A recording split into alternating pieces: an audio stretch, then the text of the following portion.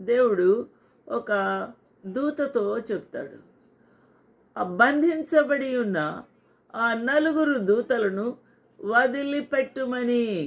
ఎక్కడ బంధించబడి ఉన్నారు? యూఫ్రటీస్ నది దగ్గర.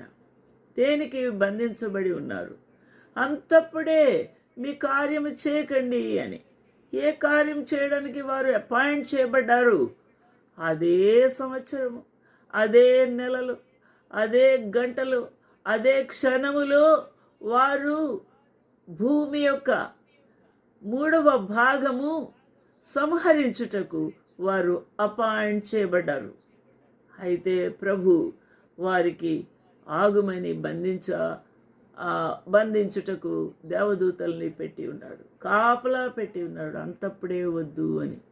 ఎందుకు అనగా తన యొక్క 1,44,000 మందిని ముద్రించే వరకు, వారి నొసట్లలో దేవుని యొక్క ముద్ర ముద్రించే వరకు తాకవద్దు అని ప్రభు వారిని ఆప్ చేసి ఉన్నాడు. ప్రియమైన వారలారా, ఇవన్నీ కూడా జరగబోతున్నాయి.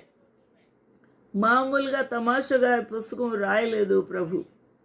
ఈ యొక్క దేవుని యొక్క ఆత్మ ప్రేరేపణతో ఇది లిఖించబడలేదు. యోహాను భక్తుడు ఎక్కడ చూస్తున్నాడు ఈ దర్శనం? యోహాను భక్తుడు ఎక్కడ ఇవన్నీ కూడా విన్నాడు? ఎక్కడ వీటన్నిటినీ కూడా జరుగుతూ ఉన్న ఈవెంట్స్ అన్నీ కూడా ఒక రీల్ లాగా ప్రభు చూపించాడు. అవన్నీ కూడా ఎక్కడ చూస్తున్నాడు? పరలోకంలో.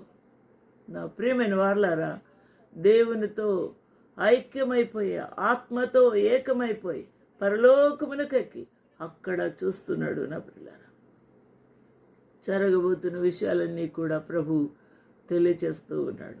ఈ విధంగా సంహరణ జరగబోతుంది. 3వ భాగం వారు కత్తివాత పడబోతూ ఉన్నారు. అది హర్మగెద్దోను యుద్ధం. సింహాసనం మీద ఈ యొక్క పాత్ర, ఉగ్రత పాత్రను కుమ్మరించినప్పుడు ఇక ఏమవుతున్నారు? మొత్తం అందరూ కూడా సిద్ధపడిపోతున్నారు. చూడండి 13వ వచనం. ఆ ఘట సర్పము నోటి నుండి, క్రూర మృగము నోటి నుండి, అబద్ధ ప్రవక్త నోటి నుండి కప్పల వంటి 3 అపవిత్రాత్మలు బయలువెడలుగా చూచితిని. ఘట సర్పం అంటే ఎవరు? అపవాది. క్రూర మృగము అంటే ఎవరు? Anti Christ. అబద్ధ ప్రవక్త అంటే పోపు. అబద్ధాలు చేయండి, ఆ యొక్క క్రూర మృగము యొక్క ఇమేజ్ బొమ్మని నమస్కారం చేయండి. అతడు చచ్చిపోయి తిరిగి లేచాడు. యేసుక్రీస్తు ప్రభువే కాదు, ఈ యొక్క క్రూర మృగము కూడా పునర్జన్మ పొందాడు. కాబట్టి